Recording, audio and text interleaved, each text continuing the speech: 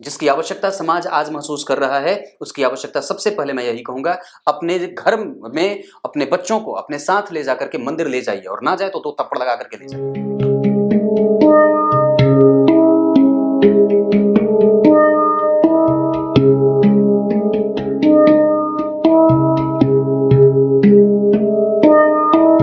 सुबह 10 बजे से लेकर 11 बजे के बीच में उपस्थित हूं आप सबके सामने। आज इनकी कुंडली लेकर के आया हूं। इनका नाम है आशीष और ये हैं जोरहाट, आसाम से। 1968 इनका डेट ऑफ बर्थ है। मैंने इनकी पत्नी से बात करी, इनकी पत्नी से बात हुई। बात के बाद बहुत सारी चीज़ें सामने आई। जैसे मैं जब भी किसी से बात करता हूँ तो वहाँ के बारे में और वहाँ के सरकार के बारे में ज़रूर पूछता हूँ कैसा काम चल रहा है। उन्होंने कहा बहुत अच्छा चल रहा है। और मैंने कहा आपने वोट दिया था? तो उन्होंने कहा कि हाँ जी दिया था। मैंने कहा किसको वोट दिया था? तो बोले बीजेपी को दिया था। मैंने कहा बहुत अच्छी बात है। अब आगे बढ़ता हूँ। यहाँ पे 1968 इनका डेट ऑफ बर्थ, माघ माह का जन्म। माघ माह के जन्मे लोग बाघ होते हैं। बाघ का मतलब समझते हैं ना, जो किसी की सुने नहीं, खाली अपनी करते रहे। और माघ माह में जन्मे लोग शरीर से बड़े ही बलिष्ठ और मजबूत होते हैं। और जितने वो शरीर से मजबूत और बलिष्ठ होते हैं, उतनी आत्मा उनकी बलिष्ठ और मजबूत नहीं होती। वो बाहरी सुंदरता और बाहरी तड़क भड़क में ज़्यादा भरोसा और यकीन करते हैं। बाद में कई बार उनको अपनी गलती का एहसास होता है और कई बार वो बाद में पश्चाताप भी करते हैं।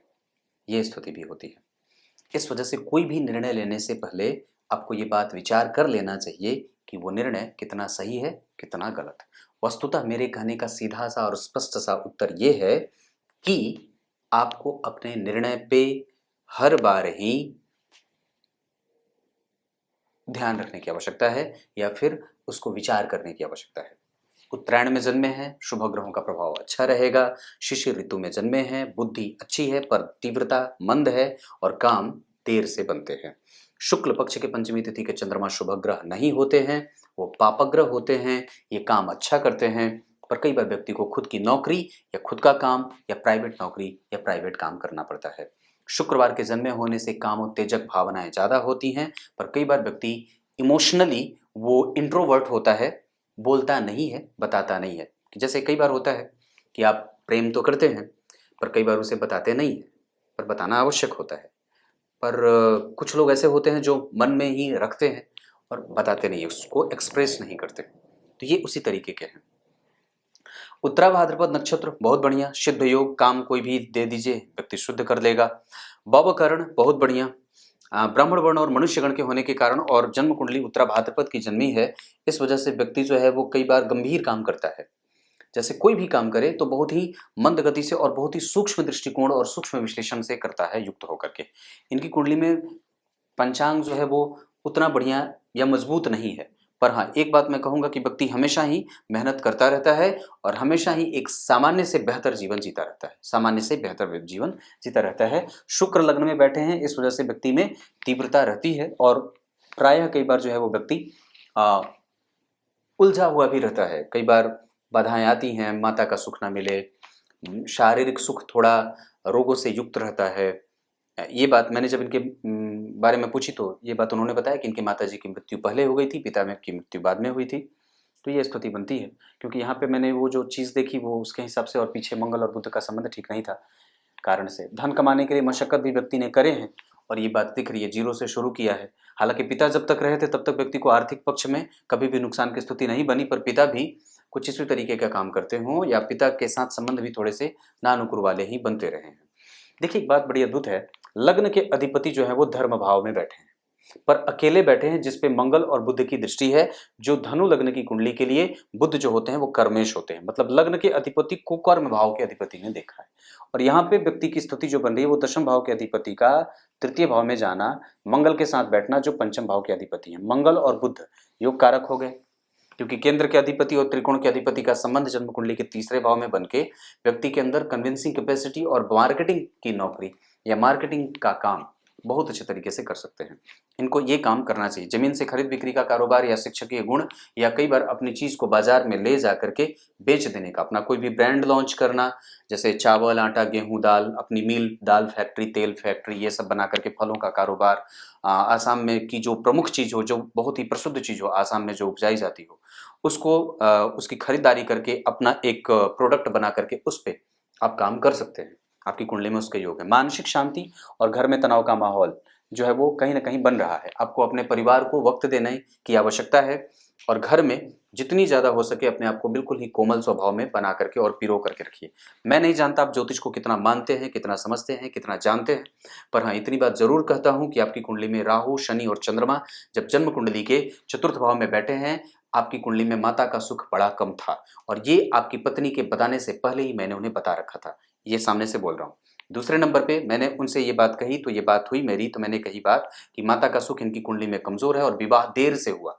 ये भी बात है। ये 1968 के हैं और जन्म कुंडली में विवाह भाव में देखिए यहाँ के अधिपति शनि जो है वो सुख कमज़ोर कर रहे थे। माता का सुख जब तक माता रही तब तक भरपूर मिलता रहा, स्नेहात्मक।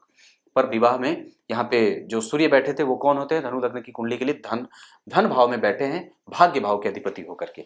भाग्य भाव के अधिपति होकर के धन भाव में बैठे और धन के अधिपति चतुर्थ स्थान में बैठे हैं राहु और चंद्रमा के साथ, जो कि अष्टम भाव के अधिपति हैं। पैतृक संपत्ति का सुख है व्यक्ति के पास, पर दिल विलंब से और कई बार मशक्कत बनी रहती है, इकट्ठा करने में दिक्कत होती है। पर यहाँ पे एक बात जो है, यहाँ पे व्यक्ति को अपने बैलेंस को हमेशा ही बरकरार रखना चाहिए।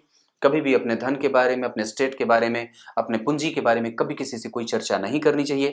अपने काम को जब तक वो सामने से प्रकट होकर के परिणाम न देने लगे तब तक उसको किसी के सामने बयान नहीं करना चाहिए। चुप होकर के, शांत होकर के, मनस्वी होकर के, मन को एकाग्र होकर के, एकाग्रता से युक्त रख करके काम करने से परिणाम जल्दी मिलेंगे। जैसे ही आप लोगों को बता देंगे आपका काम नुकसान में चला जाएगा। आपकी कुंडली में मंगल और बुध का एक साथ बैठना, आप जरा गौर से समझिएगा।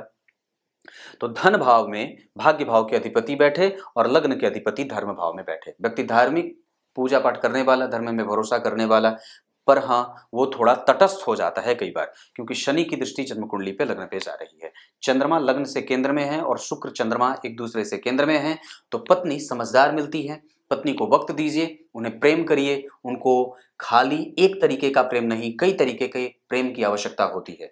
उसको समझना, उसको पकड़ के उसके भावनाओं को समझने की बात, उसके कष्ट को समझने की बात है। आपकी पत्नी आपके प्रति समर्पित है और आपके प्रति जो है उनका भाव बिल्कुल ही विह्वलता से भरा हुआ है और मैं समझता हूँ कि वो बहुत ही मतलब एकदम बिल्कुल कोमल है, क्योंकि शुक्र और चंद्रमा जब एक दूसरे से केंद्र में हो जाते हैं तो सुंदर पत्नी के अतिरिक्त व्यक्ति के दाम्पत्य को अलग नेचर देते हैं और अलग स्वभाव से युक्त रखते हैं। क्योंकि शुक्र आपकी कुंडली में पूर्वाषाढ़ा के बैठे हैं और ये अपने ही नक्षत्र में लग्न मूल का बना है। आप मिरमिरे हैं, मतलब जल्दी क्रोध कर जाना, जल्दी किसी बात पे नाराज हो जाना, किसी को समझने में देर कर देना, बार बार एक ही गलती करना पर अपनी गलती न मानना, इस तरीके की चीजें जो मैं समझता हूँ कि उस पर काम करने की आपको अभी आवश्यकता है। और कई बार आप डोमिनेट करते हैं चीज़ों को, कई बार निकृष्ट हो जाते हैं, कई बार निर्दयी हो जाते हैं। दयालुता का भाव थोड़ा है पर वो कई बार कुंठित है, उसको और भी ज़्यादा बेहतर बनाने की आवश्यकता है। स्वभाव भाव में सूर्य बन जाते हैं तो कई बार व्यक्ति दूसरे को समझता ही नहीं है। और मैं समझता हूँ कि आप एक ऐसे धर्म से आते हैं, एक ऐसे आपके पूर्वज ऐसे पीढ़ी से आप ऐसे पीढ़ी दर पीढ़ी जो है हमारी सनातन संस्कृति, जहाँ पे ईश्वर ने स्वयं अपनी पत्नी को ये वादे कर रखे थे, कस्में दे रखी थी कि मैं तुम्हारे अतिरिक्त जितनी भी महिलाएं होंगी या तो उसको माता की दृष्टि से या तो उसको बहन की दृष्टि से देखूंगा। और स्वयं उन्होंने आजीवन दूसरे विवाह के तरफ कभी विचार भी नहीं किया, या ऐसा कभी भी उन्होंने सोचा भी नहीं था।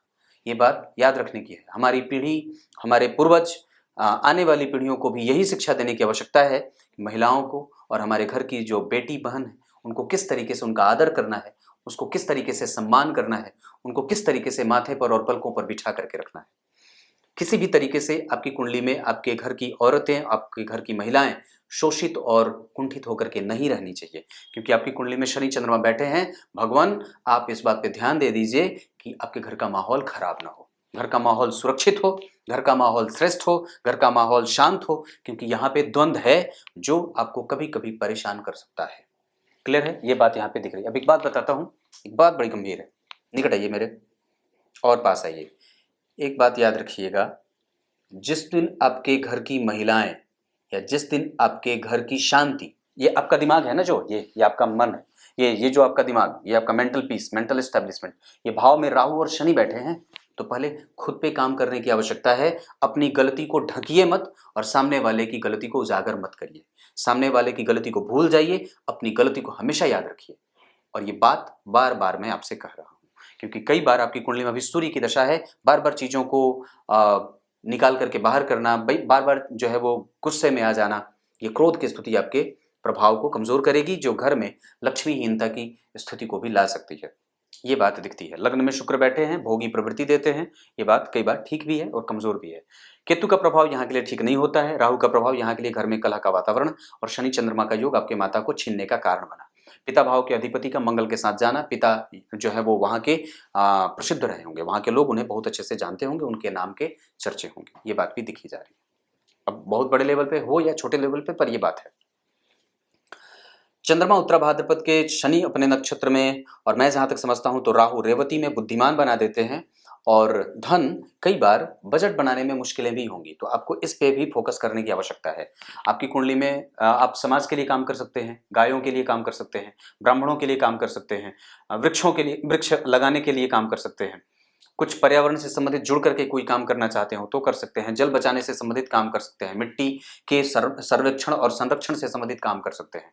आप दुनिया में जितने भी अच्छे काम हैं वो कर सकते हैं, क्योंकि लग्न में प्रसिद्धि योग लगा है। लग्न के अधिपति का भाग्य भाव में जाना और ऋण भाव के अधिपति का लग्न में आना, चंद्रमा का अच्छा नहीं होना, यह संकेत करता है कि व्यक्ति को कभी भी ऐसे जगह पे पैसे नहीं देने चाहिए जहां से लौटने की उम्मीद बड़ी कम हो। देने से ज्यादा और लेने से ज्यादा अपने आप को संतुलित रख के जीवन को सही पटरी पे जीने की आवश्यकता है। आपकी कुंडली में अभी सूर्य की दशा है, इसके बाद चंद्रमा की दशा चलेगी, जो आपको थोड़े बहुत मानसिक रूप से और पत्नी को कई बार मानसिक रूप से कमजोर कर सकती है।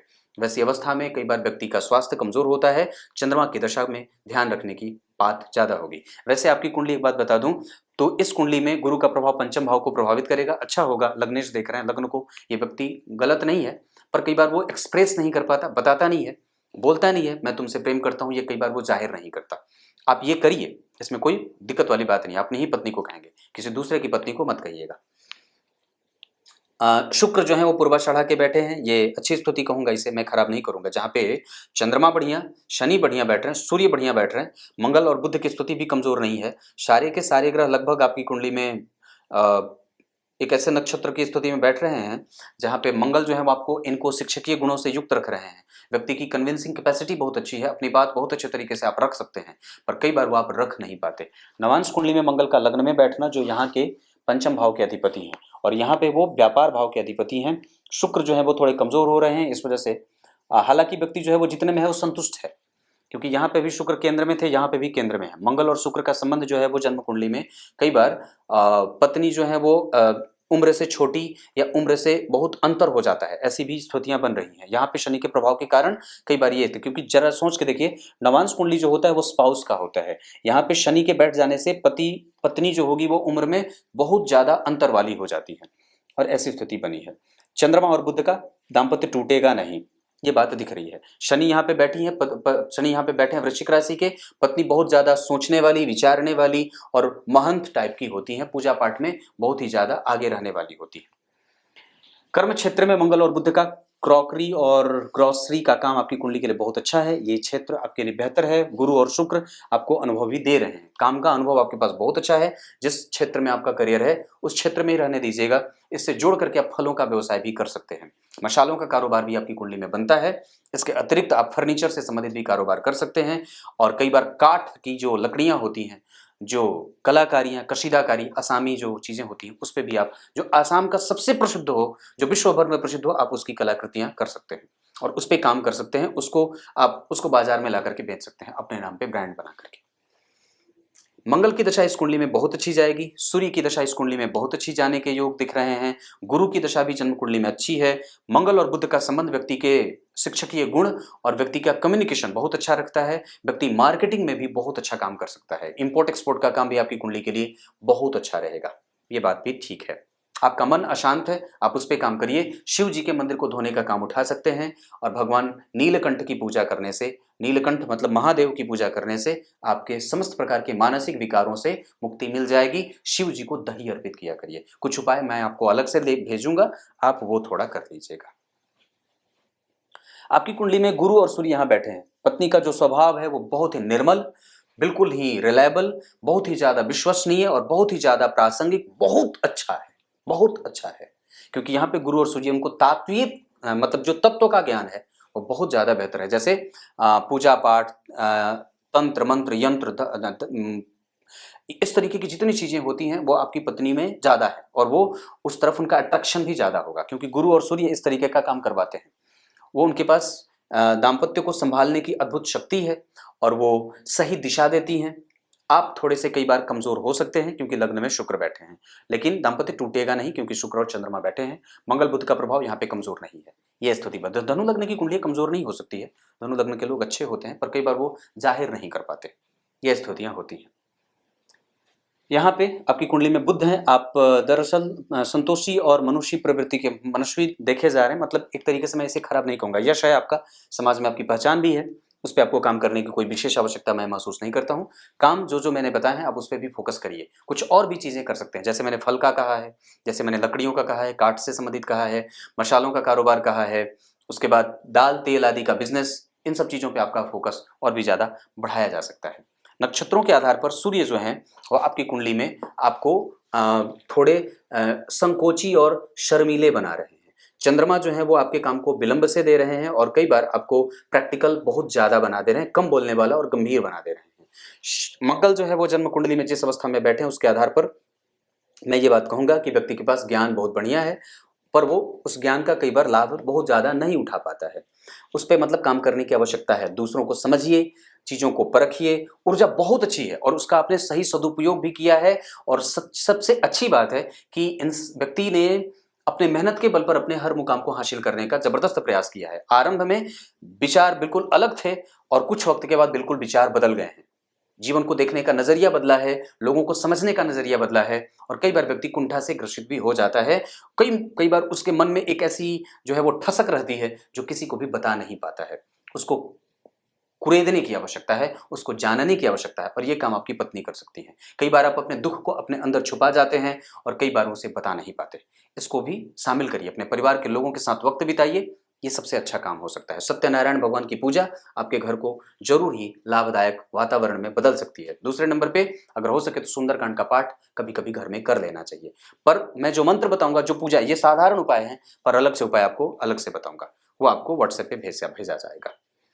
ये स्थिति आपकी कुंडली में है। आपकी कुंडली में दशाओं के क्रम में अगर बात करूंगा तो सूर्य बहुत अच्छे, चंद्रमा सामान्य, मंगल बहुत अच्छे, बुध कमजोर, गुरु अच्छे हैं पर ठीक ठाक हैं, शुक्र शनि कमजोर हो रहे हैं और इनकी दशाएं आपके जीवन को कमजोर कर सकती हैं। और राहु केतु में मैं एक बात कहूं तो राहु आपकी कुंडली में दशम स्थान 12 नंबर की राशि में तटस्थ हैं। न तो बहुत ज्यादा अच्छे हैं न तो बहुत ज्यादा बुरे हैं, पर वहां पे वो विष दोष का प्रभाव एक्टिव करेंगे, ज्यादा बढ़ाएंगे। इस वजह से मानसिक विकृति और मानसिक चंचलता का भाव बढ़ेगा और घर में कलह का वातावरण कई बार बनता है, विशेषतया सूर्य राहु शनि केतु की दशाओं में। क्लियर है? अब क्या बताऊं, संतान का सुख आपकी कुंडली में ठीक ठाक है। गुरु देख रहे हैं, गुरु है, कोई कमजोरी नहीं है। संतान का सुख है आपकी कुंडली में और बहुत अच्छा है। आपकी कुंडली में माता का सुख थोड़ा कम है, पिता का सुख सामान्यतया है। ऋण वगैरह में जाने के योग बन रहे हैं, ऋण बहुत ज्यादा मत लीजिएगा। दूसरे नंबर पे आपके अंदर धर्म है, आप कभी भी निंदनीय कृत्य नहीं कर सकते और भगवान की पूजा आपको करनी चाहिए, विशेषतया भगवान नारायण की पूजा ज्यादा करनी चाहिए। कुछ इसी तरीके से आज के कार्यक्रम का समापन करते हैं। षडबल में गुरु कमजोर हो रहे हैं, मैं समझता हूं कि उनको बल देने की आवश्यकता है। अपने जीवन और पद्धति में मंदिर जाने का क्रम शामिल करिए। प्रत्येक हिंदू जहां है, जो मुझे देख रहा है, सबसे पहले अपने मंदिर को जाने का आरंभ करे काम। मैं जहां से है यहीं पे आप लोगों को बात करता हूं। जितने भी हिंदू हैं वो सब लोग सबसे पहले आप जाइए, अपने बच्चों को भेजिए और अपने धर्म ग्रंथों का अध्ययन अपने घर में शामिल करिए। ये बहुत आवश्यक है, क्योंकि आप अगर कमजोर हो रहे हैं तो उसके पीछे का सर्वसाधारण और सबसे प्रमुख कारण है आपने अपने गीता को छोड़ा है, आपने अपने रामायण को छोड़ा है, आपने मनस्वी बनना और बनाना छोड़ा है। जिसकी आवश्यकता समाज आज महसूस कर रहा है, उसकी आवश्यकता सबसे पहले मैं यही कहूँगा, अपने घर में अपने बच्चों को अपने साथ ले जाकर के मंदिर ले जाइए, और ना जाए तो दो थप्पड़ लगा करके ले जाइए। ये काम बहुत आवश्यक है, क्योंकि आने वाले दिनों में अगर ये काम नहीं हुआ और ये चीज़ें नहीं शामिल करी गई जीवन में, तो निस्संदेह ये अंतिम पीढ़ी होगी। ये भी बात बोल देता हूँ। कुछ इसी तरीके से आज के कार्यक्रम का समापन करते हैं। तब तक के लिए इजाज़त दीजिए। तब तक के लिए बहुत बहुत नमस्कार।